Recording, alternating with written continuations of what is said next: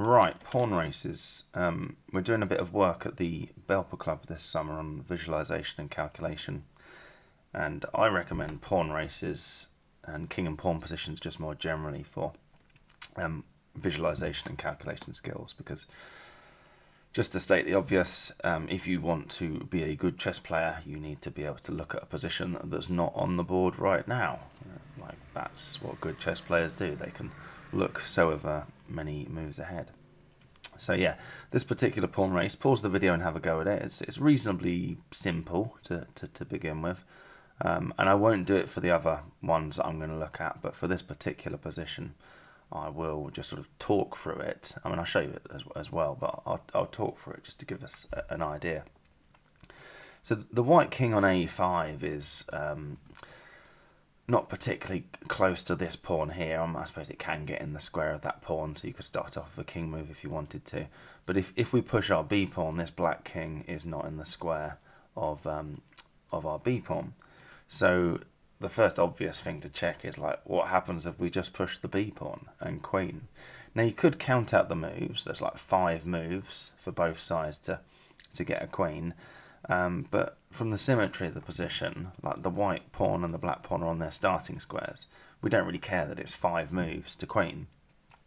It's just, you say, right, let's look at this position.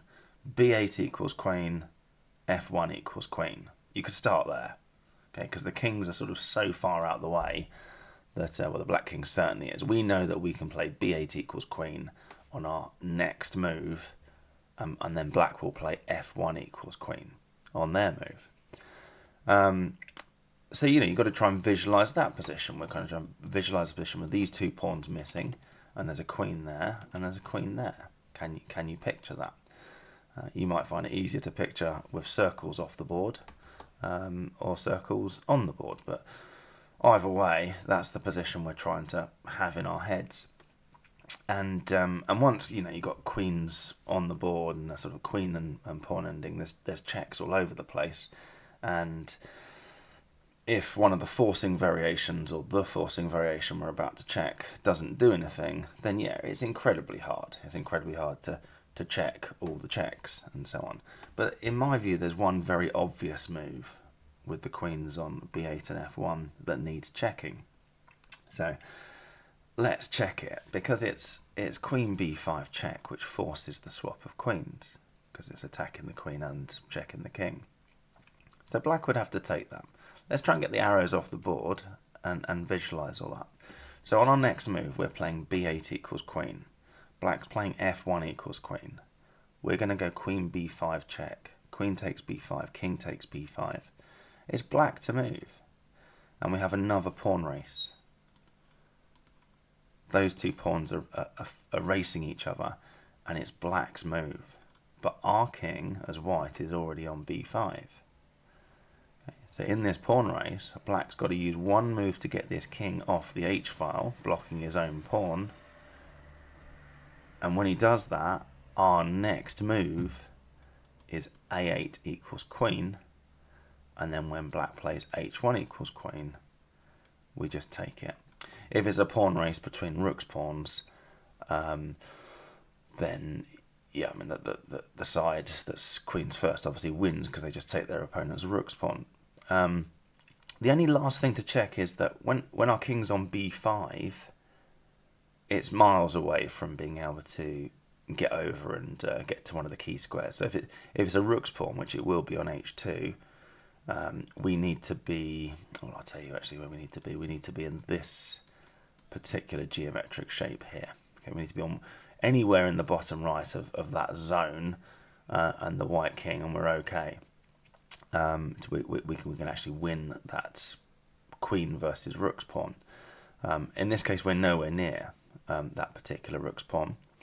So that's a possible problem if the black king is close enough to h2.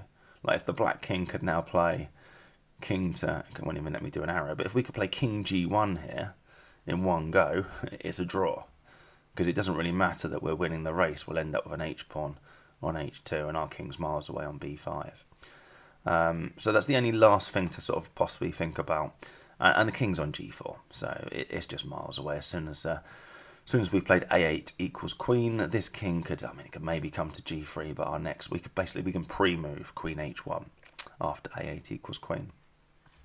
So yeah, I won't do it on the other positions, but the king and pawn races, or pawn races, sorry, in king and pawn positions, and king and pawn endings more generally, they're really good for visualization, especially many moves ahead, because this particular position is quite extreme in the sense that it's a forcing variation, so there's not really much to check. There's not like a tree of things. Oh, if he goes there, I go there, and all that. It's just a line, and all you've got to do is try and see that somehow in your head. I like to do it without even looking at the board at all. I find it a little bit easier, but that's how we get better at chess. We've got to see a position that we're not currently looking at. The more you can do that, the better a player you'll be. Anyway, now let's just play it through. There you go. There's our first move. b8 equals queen, f1 equals queen, and there's the swapping of the queens. By the way, if having checked the forcing variation, it didn't win, that's not easy, is it? Imagine in this position that queen b5 check doesn't win. Good luck to the world's greatest grandmaster to try and claim that they know what's going on. Well, not what's going on from there, but they can see a road to a clear path to win. I'm sure it's just a complete draw, to be honest. In fact, I'm absolutely positive it's a complete draw. But the point is, if the forcing variation doesn't work, then you're back into the realm of sort of just playing principled moves where you're not checking a forcing variation, calculating all the way to the end, because it's impossible. So you're just back to doing sort of sensible stuff. There you go. a8 equals queen. We can pre-move queen h1. On to the next one. I really enjoyed this one. This is a study from 1925. Pause the video and have a go. What should white play in this position?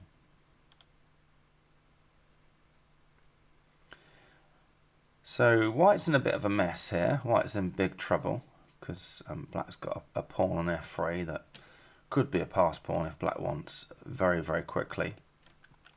The first thing to note is that if we don't move our king down the board, black's just going to take on h2 and then come to g2, and they've won. So we've got to move our king down the board.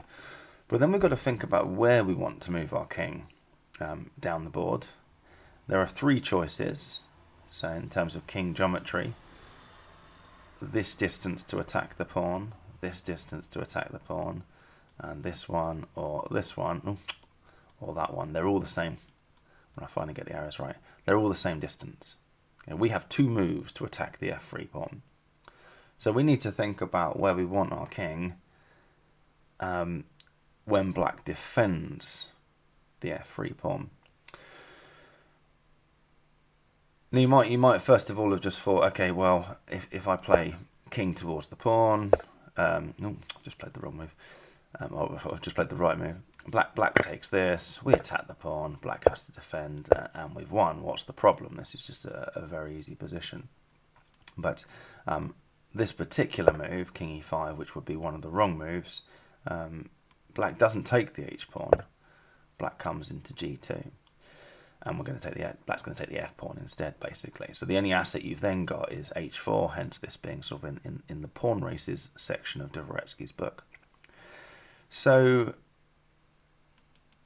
like we know after our next move, king moves, black's going to play king g2, and then we're going to play h4. And if you count that through, hopefully you have counted it through, you'll see that black queens on f1 just before we queen on h8. So we're going to have a black queen here, we're going to have a white queen here, and it's black's move. Oh, and by the way, we're only going to have a white queen there if black didn't check us on the last move. So for example, if we just think of almost in a human intuitive way, the shortest distance to this pawn is like, well, let's come and get this pawn. It's weird, isn't it? With king geometry, we think that distance is that's the quickest way to get there, and actually it's the same as this one or this one. But anyway, let's do that one. I say that's quite a natural. Go get that pawn. You know, we're already on the f file. Now all we've got to do is come down the ranks, that kind of thing. Black doesn't take the h pawn. Black plays king g2. We come and attack there. And oh no, we don't come and attack there. Sorry, being a bit thick. We push the h pawn, and the problem we've got is that black queens with check, and then they're going to play queen f8. They're going to get to h8, and they've won. So we can't put our king on f5 because black queens with check. I think, all right, I'll put it on e5. Let's. I keep trying to move that pawn. What am I doing? Where's your brain, John? There's your queen. There's white's queen. Oh dear. Oops. So king f5 loses, because at the end of the pawn race you get checked. King e5 loses, because at the end of the pawn race you get skewered.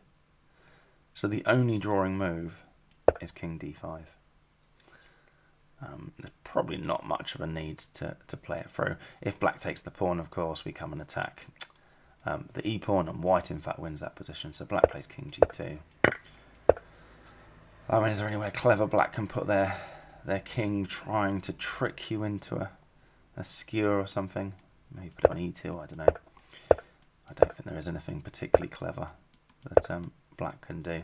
Oh yeah, the only thing they could now try is a check and hope. You know, they could play queen d1 and hope you play king e5, but of course you're not going to.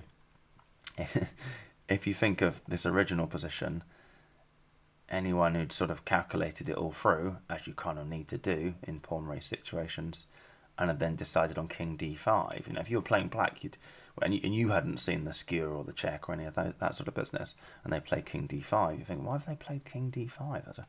That's a strange way to come and get my f pawn.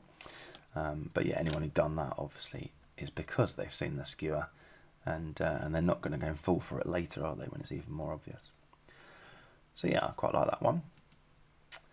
Next, this is a study from 1928.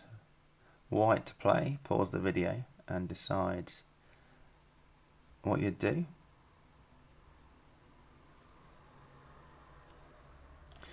So this is a win for white, but there's actually only one winning move, and it's not just to push this f-pawn. If you push the f-pawn, black can come back with their king, and black's in time to stop that pawn, and that would just be a draw. But you've got to be careful not to lose it if you keep just pushing the pawn and ignoring what your king's doing.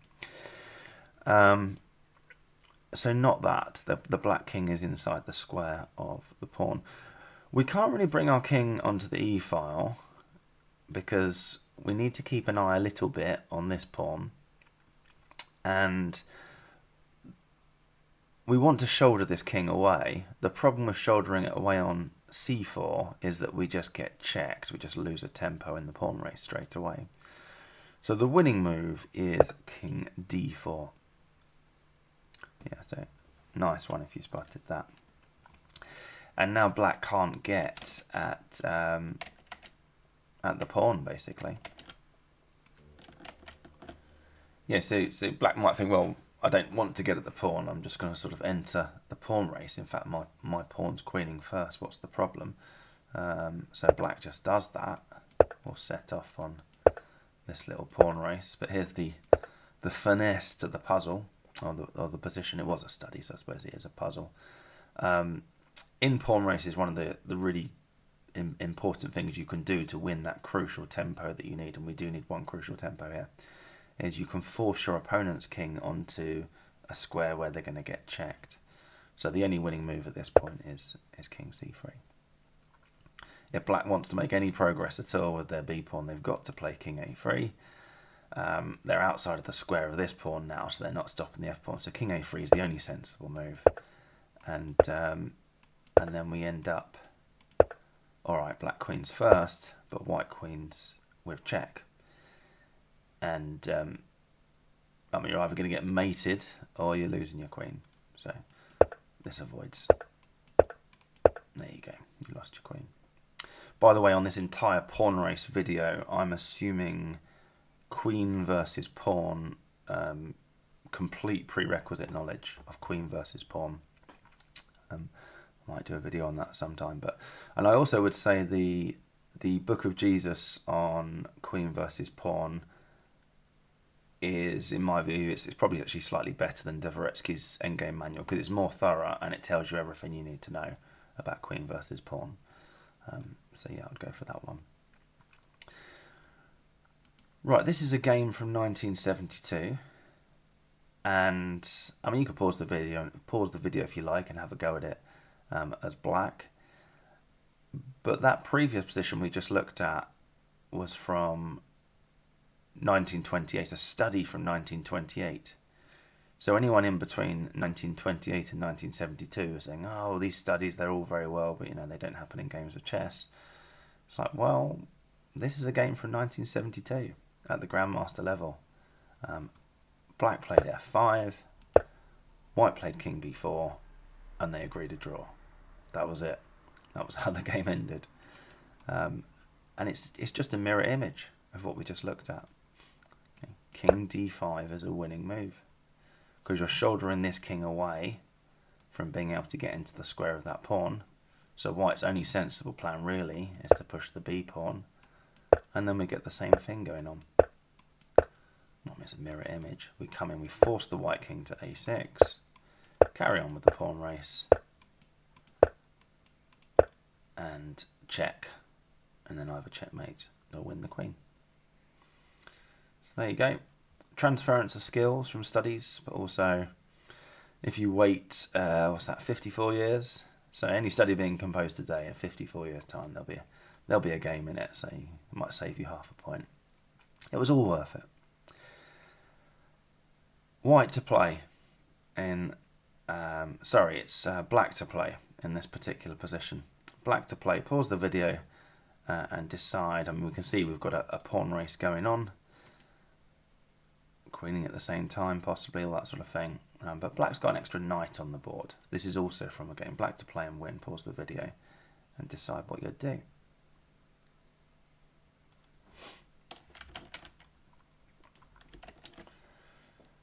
So checking the white king around doesn't really achieve very much. For example, I don't know, knight c6 check.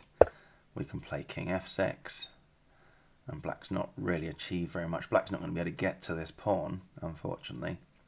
So we are going to be seeing b1 queen followed by g8 queen. Black queen's first, but then it'd be nice to sort of queen and then use this knight to keep the king away. Like even in this position, you might try to win the white queen, but it just doesn't do anything. So if you know king a1, we're just queen, both sides queen, and I mean, I'm just looking down the engine's suggested moves, and there's just nothing you could do. If you go queen f1 check, we could just come and defend our queen over here. Queen versus knight, queen and knight versus queen is a theoretical draw. I mean, obviously you'd carry on because knights are tricky customers, but it is a draw. So that's not the way to win it. And the game did in fact end in a draw. I think black just did a king move, and we saw. I think that's pretty much where the game ended. I don't know if black tried a little bit to win from there, but that was just a draw. Checking the king over here again doesn't really work. Again, we could just play king f6 again. So you could then think, well, how else could I use this knight to stop? I kind of want the knight to guard the g8 square. How can the knight get to g8? And we saw knight c6 check, and then I can play knight e7, but you can't because black plays king f6. I think, well, what about knight d5? And then I'll play knight e7. He can't play king f6 to stop me because I'm guarding the f6 square. The only problem with knight d5, of course, is if he takes your knight. That's not a problem. Once you see that, I mean, if I gave you this position, black to win, it's easy. So, oh, That's good, isn't it? That's very good. So knight d5. Knight d5 is the winning move. Missed in the game, but yeah, I mean, what can white do? They've got any king move. I think pretty much drops the pawn. King f5 drops the pawn to knight e7 check. King e6 drops the pawn to knight f4 check. And black's just won. So all they can really sensibly do is g7. But then you've got this knight e7, and you've just given yourself enough time to, let's say we go king f6, knight g8 check, king f7. Different things you can probably do here with the knight, but I think you're going to end up in the same position, and the key is you're going to have to just leave the knight there at some point. I don't think there's a sensible way to hold up the pawn, because I think you just have to come back. Yeah, we're going to end up in a sort of, well, I suppose if white plays king h7, then you've got knight e7, you're okay. But if white comes back to here, you've just got to leave the knight there, and you'll win it that way. And then I'm assuming queen versus pawn. I'm assuming all the prerequisite knowledge, and everyone knows how to win the position there from black. So that's just one.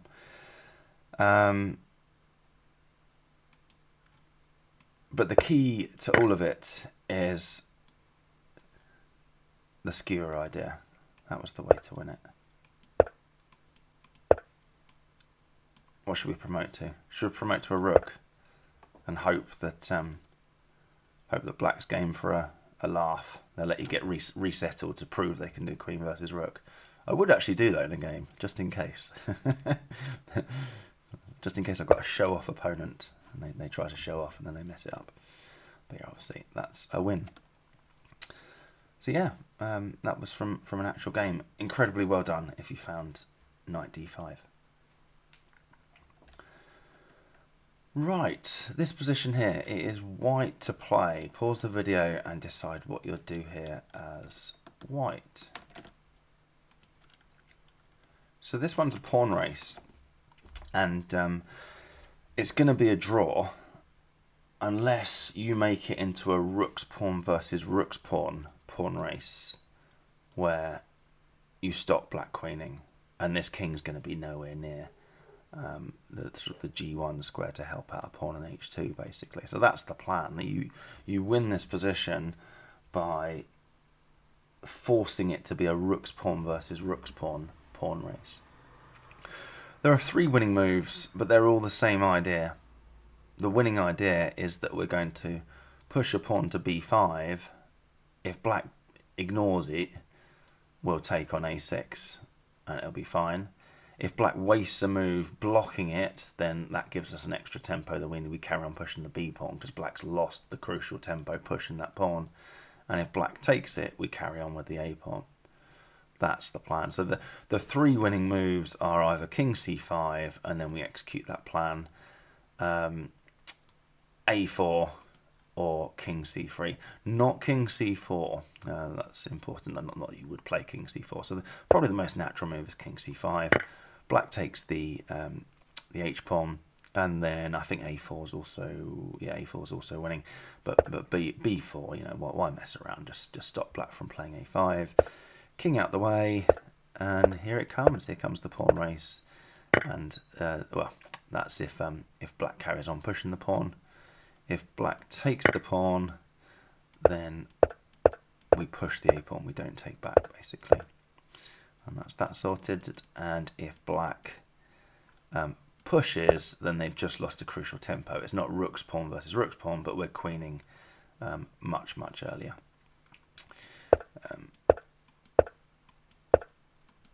There you go. In fact, we're even immediately stopping the black pawn getting to h2. You could even in that position, you could even earmark this queen for giving up for that pawn, couldn't you? And just go and get yourself another queen with your a4 pawn. Yeah. So the only reason king c4 doesn't work, by the way, is that when you play b5, remember that when black takes, you're going to push the a pawn and ignore it. But b5 would come with check, so you've just lost a crucial tempo on that one. So I think king c4 would be a draw. So yeah, excellent. Well done if you got that one. Next, I mean, I won't necessarily do a pause the video on this one. I mean, you can pause the video, But yeah, you could pause the video and decide what would you do as black. This is in Dvoretsky's Tragi-Comedies section, where black's next move was just a complete disaster. So, you know, what would you do here as black? Pause the video and have a go at it if you like. So bishop e5 wins, bishop c3. Bishop c3 is pretty good because white's sort of pretty much in zugzwang straight away. But the Tragi-Comedies, and you have to sort of really count out the pawn race, is that in the game black played this, thinking they were being clever. Well, they probably were quite clever. It was Keres who played that. And they did actually end up winning it, believe it or not. Their opponent resigned in a minute, but their opponent should not have resigned at all, because after king d2, we play this queen, this was the idea, takes, and king here. And in the pawn race calculation, black had sort of counted out, I'll just go for a particular variation that black had counted out. So I think black had counted out something like this. White comes and gets this pawn, takes, and obviously black's won. Okay, so both players saw all of that, and because both players saw all of that, black played, or Keres saw all of that and played bishop b2. Okay, we got to this particular position. I've got a feeling, sorry I haven't got the book in front of me, but I've got a feeling that white might have resigned even earlier, that they both saw all of that I've just shown you, and then white resigned. But this is a draw. This is just a complete draw, because what both players had failed to look at in the pawn race is that white had a choice of which pawn race to go for, and rather than come and get this one, this was the pawn race that white should have entered. White entered the wrong race, basically.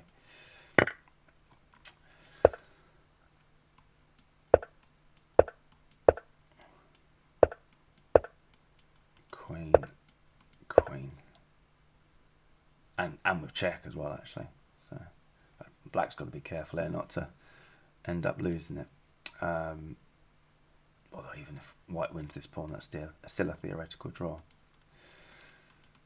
So yeah, that was from an actual game, and there was a lot of stuff going on there. Imagine you've got that position, and you're thinking, if I play bishop b2, he can't take it. In fact, if I play bishop b2, that forces the swap of bishop and knights. I'll use my c pawn. That'll go. I'll win the e pawn. Great, I've won. And you count it all out. He comes and gets my pawn on a6, and you count that out. But somewhere in there needs to be like, well, wait a minute. He doesn't have to go and get the a6 pawn. He can get the g6 pawn. So you think, oh my god, I've got to see 15 moves ahead and all of that. But yeah, and if we have to kind of calculate 15 moves ahead from a position in the middle game in chess, that is impossible. But if we have to do it here, it's not really 15 moves ahead with all these different variations going on. It's either he comes and gets the a pawn, or he comes and gets the g6 pawn. And it's not really 15 moves ahead, because, for example, from the c1 square, I think that's where the white king is, isn't it? It's 1, 2, 3, 4, 5 moves to come and get the a pawn. 1 move to get out of the way, and then 1, 2, 3. What was that? 1, 2, 3, 4, 5 moves to get the a pawn. One move to get out of the way. Five moves to play a8 equals queen. So it's basically 11 moves, and you're just counting it out. So that's one possibility, and the other one's to come and get the g6 pawn, and you're counting that out. So that's like 1, 2, 3, 4, 5, 6, 7. 1 move to get out of the way, and then 8, 9, 10. Okay, so that's, that was the difference. So you've got that 11 move over there, and the 10 move over there. So you're really just that's no different to being in a middle game. It's like, oh, well, if he plays knight e5, if he plays knight d6, that kind of thing. Right, next one. Black to play. Obviously, black's going to try and get a win here. Yeah, black to play and win. Pause the video and see if you can come up with it.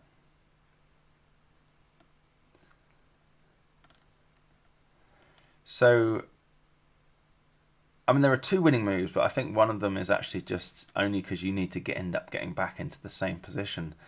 But you can spend ages and ages working out what on earth you're going to do with this knight. You can sort of want to try and earmark this knight for taking this pawn, and it doesn't matter all the different variations you go through. There isn't really a sensible way to do it. You just end up getting yourself in knots, and you don't get the tempo you need. Because if you like, at the moment, white's actually ahead in the pawn race. You know, white is like 5 moves away from promoting. You're 6 moves away from promoting because your king's stuck in the way of your pawn. And there isn't really a way to win tempi with the knight because it keeps just getting hit. But once you realise once you see the solution, you're like, oh yeah, it's so obvious. It's so obviously winning once you've seen it. It's just a counterintuitive chess move. I mean, all you're trying to do is win one tempo in the rook's pawn versus rook's pawn. That's all you need to do. And at the moment, your king's stuck in front of your pawn. Like, if only white's king was stuck in front of his pawn. Oh, damn it. If only white's king was stuck in front of his pawn, then I'll be winning the pawn race. That does it. Just leave your knight there. So your pawn's going nowhere. And white's like, get your knight out of the way. No, it's staying there. All right, I'll take it. Fine. I've won. How cool is that? Really, really cool. You could spend, so if you did pause the video and just spend ages on that, trying to work out how the hell do I get my knight, messing around with knight check. You might have been thinking, oh, is it some crazy knight? Do I have to come this way? Or messing around with all sorts of things. And it's just so simple. You just win one tempo. That's all you needed. So, yeah, I really like that one. One of the reasons I really liked it is because I was one of the people that just it's in a section called Pawn Races by Dvoretsky. The section's called Pawn Races. And I was messing around doing all sorts of clever knight manoeuvre. And no, it's called Pawn Races, John. It's not called mess around with your knight. Okay, fine. Next one, white to play and win. Pause the video and have a go at it. You've got some floating square stuff going on here as well. There's a few things going on in this position. But it does just boil down to a pawn race and an extra trick that you'll need. It's just a really good extra trick to have up your sleeve, generally. This black king is not in the square of this h-pawn, so that h-pawn can just promote. Okay, so you could just push the h-pawn. If you just push the h-pawn, black can't stop it, fine. The problem you've got is that you can't stop this pawn coming to d4, for example, which means that these two pawns, the floating squares, hit the back rank. That means those two pawns promote without the help of their king. So if we play h5, black can play g3. And if we carry on pushing, both sides are just going to get a queen. And in fact, white, well, I'd rather take black there because it's black to move in this particular. It is still drawn, but it's black to move. It's clearly not winning for white. So after h5, g3, you've got to come towards this pawn. But then black can play d4. Well, that doesn't do anything. What's the problem? It does quite a lot. d3 check. Oh, okay. So remember, these two pawns, once they've hit the square of the back rank, they promote without the help of their king. So you're just pushing the h pawn, just sort of saying, oh well, black's king isn't in the square of this pawn. Doesn't do it.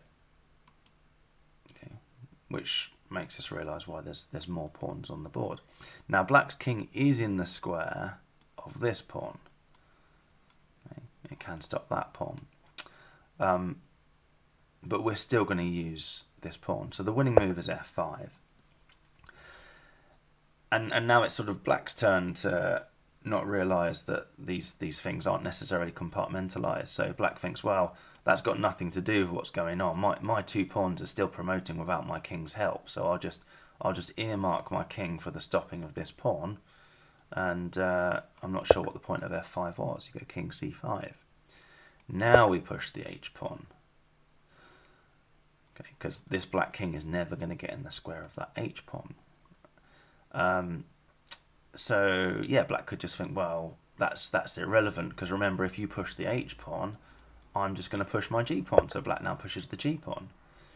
Okay, we need to come back down and stop this g pawn. And just got to be a little bit careful here. Actually, we don't want to invite unnecessary checks. So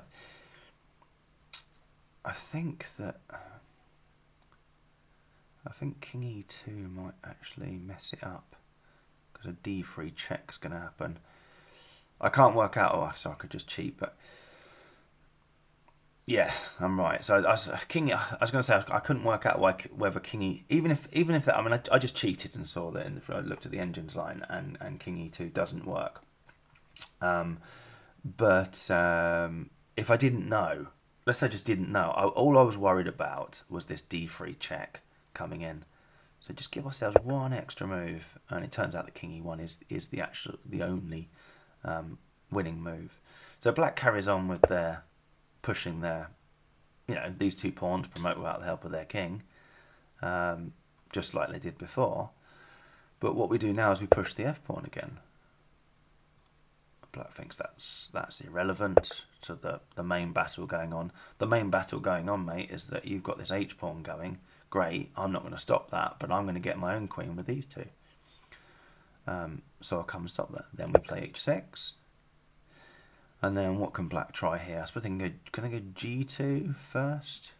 Let's try g2 first. Then we have to come into f2. We'll try d3. And now if we just push the h pawn, it's going to be a draw, because black can play either d2 and then in a minute something I'm going to talk about, or they could have played g1 queen and then d2. Both sides are going to get a queen. Black's going to queen with check. A bit precarious, isn't it, with this? If we're going to queen, we've got a pawn on f6, but because we're queening with check, that's still drawn. Let's not get lost in the details of that. So we play king f2, black plays d3, but the winning move here is f7. And obviously we're threatening f8 equals queen check. Black carries on with like all this pushing of the f pawn. That's irrelevant to what's going on. h7, and I mean, you might you've seen it by now if you haven't already. Again, black can get a queen either with d2 or g1 equals queen and then d2. The problem they've got is that the reason we're pushing the f pawn is that we're going to take and we're done. So how about that? That was a really, I really enjoyed that one. That was also a study. I haven't actually got it in front of me. I'm almost certain that was a study. So we've got 2 different floating squares going on. But that extra trick, by the way, it was going on for both sides, that extra trick of when, in this position, for example, after h7, black could have lined up that extra trick with the g1 equals queen check and then d1 equals queen. But in fact, white, the extra trick is always this is something that happens in games, by the way, so just watch out for this. Is I actually had it in a congress last year. I played a congress at Thanet. In fact, I didn't need the extra tempo. I still could have won anyway. So I had one more spare tempo, but if I didn't have it, I was fully aware that I could have queened and then got the other one. Yeah, watch out for that extra trick. Right, this one's a study. This is a study by Jan Timman. a pretty famous Dutch grandmaster. Pause the video and work out what you'd do here as white.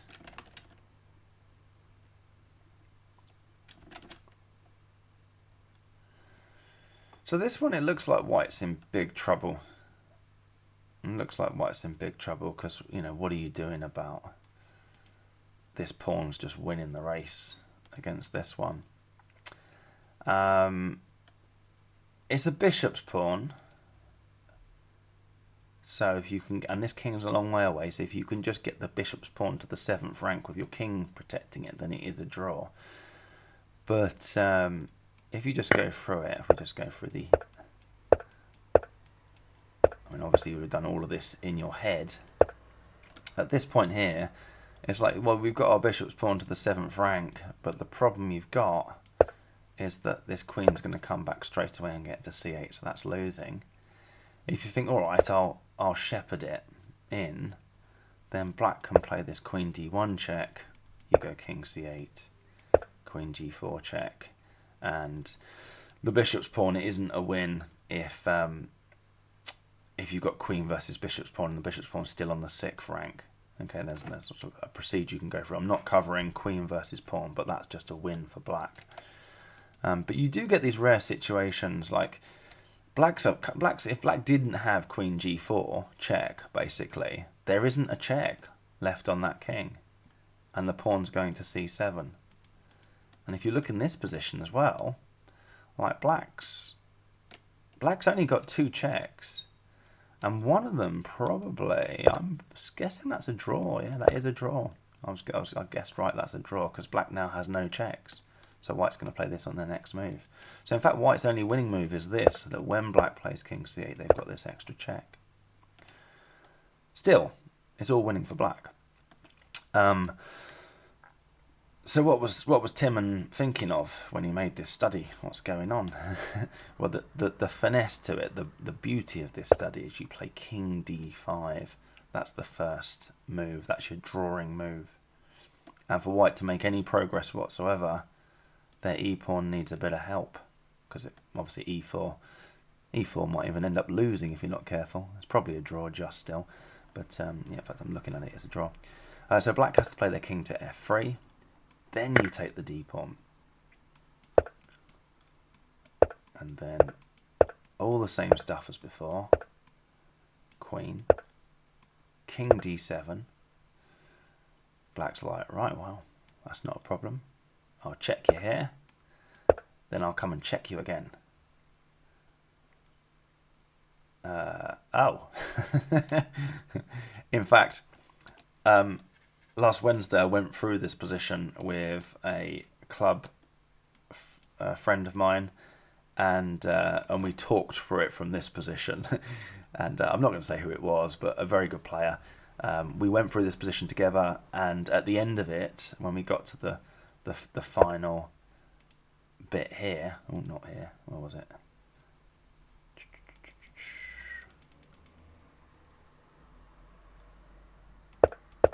No, why has that not worked? That bit, yeah. So when we got to this bit here, my club colleague friend said, oh, well, I'll just play queen g4 check. And I said, remember that queens don't jump. He's like, oh, he forgot his king was on f3, basically. So in this, I mean, it's a draw. Isn't that a beautiful position? We know that the queen can't do another check if it's checked on d2. And if it does a check on d1, it can't do another check because queens don't jump. Which means you had to see all of that in this original position and play king d5 as the only drawing move. Next, pause the video. What would you do here as white? So some sensible first moves here would be maybe like g6 or king f6. So if I just explore king f6, for example, this is this pretty much forces king g8, because if you push over the b or the c pawns, let's say we push b3, we go king f7. If we go b2, we've got g6, and yeah, this is actually going to be a win now. It's quite nice to see how this wins, queen, and then we go check, check, king here, there, takes, takes, and then we're going to do the same thing again. Okay, so that would actually be a win. So let's go through that again. So king f6, if the b pawn gets pushed, we're winning. Okay, but black just plays king g8, and now that's a draw. If we push the g pawn, black plays b3, and then we'd actually have to play h6 or we're in danger of losing it. b2, we'll see h7 check, the king goes to h8, we see king f7 or g7 check, it doesn't matter. b8 equals queen, check, check, and I mean, you're not getting a checkmate there. You've probably got enough to, you can probably even pick this up with check in a sec, but the point is you're not winning that. That was pushing the g pawn, wasn't it? I think pushing the h pawn doesn't really, sorry, if king g8, I don't think pushing the h pawn does much either. Black still just pushes the b pawn, we go g6, b2, it's just going to transpose, h7 check. So king f6 doesn't do it. If we play g6, it's pretty much going to transpose b3, king f6, king g8, and yeah, it does just transpose. So king f6 doesn't do it. But remember, when we played king f6, black had to play king g8, because otherwise pushing either of the two pawns, king f7 is gonna win. So the winning move is king g6. Okay, again, black has to stop king f7, so they play king g8. Then we play h6. Let's look at what happens if black pushes either of those two pawns. So if they push the b pawn, we'll play, because remember the reason to push the b pawn is you want to stop, you want to guard the g6 square for the checkmates. If they push the b pawn, we play h7 check, king h8, king h6, b2, black's going to queen first, but we're going to checkmate first. If they push the c pawn, that's going to guard against the king going to h6. So, so you can't go for the same winning plan. So if they push the c pawn, we still play h7 check, but this time king h6 would actually be a losing move. This time we can come in here because they haven't guarded the g6 square. So I guess they carry on playing this one. Check, check, checkmate. Isn't that cool? So the winning move is king g6. Oh. And then whichever pawn black pushes, well, our next move's oh, hang on, king g. Let's start talking properly. Black has to play king g8 because you were threatening king f7, which we know wins. You play h6, and now whichever pawn they push, sorry. Our next move is h7 check. Doesn't really matter. Whichever pawn they push, our next move is h7 check, which forces king h8.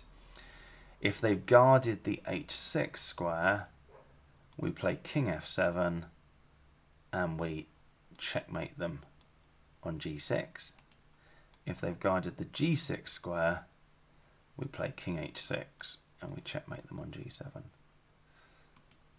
Really enjoyed that one, and I did get it as well, so I don't know if that means I enjoyed it more, because you saw the one earlier on in the video where you had that knight and I didn't get it. I spent ages and ages on it, but then still really enjoyed it. Right, next, pause the video and decide what you'll do here as white. So attempts to sort of come in and win the pawns with the king straight away, they just don't work. Like if we play king f7, g5 also draws, but h5, you know, and if we take that pawn, black can sort of carry on pushing, and it doesn't really matter what we do here, so we could try and hold it up, or I don't think it matters either way, really, where we come and win it. But you can see the black king is going to get to, well, we could push even further, to be honest. But the black king is going to get to f8, which is the crucial square, very happily. So that's not going to work. If you think, all right, well, I'll hold the pawn up because that's just an easy win. It isn't, because we'll push the g pawn. Okay, and now that's a draw.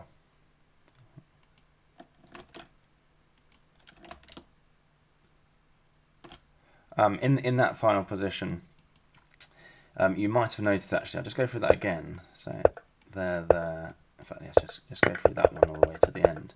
You might have noticed, what a shame our king's on f7, because otherwise that would have been a check. And that might give you an idea. It's like, what if I attack g7, but this time do it with king f8? So then we're sort of getting onto the right lines. The problem is that black then just plays g5. And, I mean, what does white do? Come in and do these, and then we can just... we can carry on, and again the king is going to get back to the crucial square. So king takes h7, and we can just come and get our king to f8. So black's got a way to draw that as well, because you kind of pushed your king too far from the action, basically. But that idea is crucial in understanding the solution. So we have to play h4, and black could just think, okay, well, that's not a problem, I'll carry on with the same plan. I'll you know, that I had in the other position with the drawing ideas. So I'll play h5, and when he comes and attacks me with king f7, then I can just play g5, and that'll be the draw as we saw before. But white doesn't do that. White cleverly plays king f8. So yeah, well done if you got that. Black's got some extra sneakery though, some extra tricks. The best drawing try is g6, and now you only have one winning move, and it's not too dissimilar to something we discussed earlier in this video, in that we need to come down the board to win this g-pawn and hence win the game, but two of the squares are poisoned, because when we come to hit this g-pawn, if you like, black's just going to push it, and it's going to be a race between a white pawn on g5 and a black pawn on h5. We're going to win the race, but it's queen versus queen. So the first thing is that we want to play g8 equals queen check. Okay, so don't play king f7. King f7 to draw. It's a draw we've already seen, in fact. Don't do that. And arguably, even more trivially, don't play king g7. Now you just blocked your own pawn. Also a draw.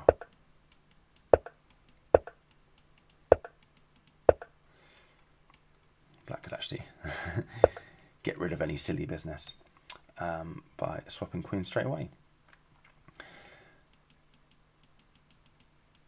So after black's extra little trick of g6, king e7 is the winning move.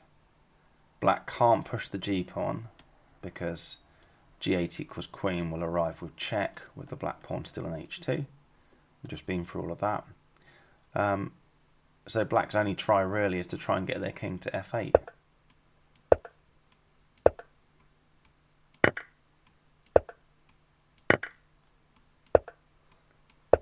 Close, but no cigar. Not letting you get your king to f8. Draw. Win, sorry. Imagine that. Imagine messing it up at the end by declaring a draw in a winning position. Last one. White to play. Pause the video and decide what you'd do.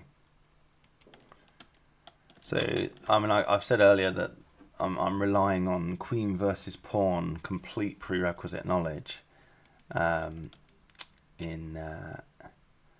just gone a couple of moves into the position there. Complete prerequisite knowledge, but this is this does rely on that actually. So there's some sort of real nuances of queen versus what's going to be a bishop's pawn. So the first few moves are fairly sort of straightforward: king f5, king e3, king e5, and then I mean, if black just, what can black do really? If it looks like it's completely hopeless. If black plays c5, it obviously is completely hopeless. But black's got a little sneaky try here, which does mean that white needs some good knowledge of queen versus pawn at the end of it all. And that's to play this c6 move. And there's only one winning move here. You think, well, c6 has kind of wasted a tempo. So I'll play a4.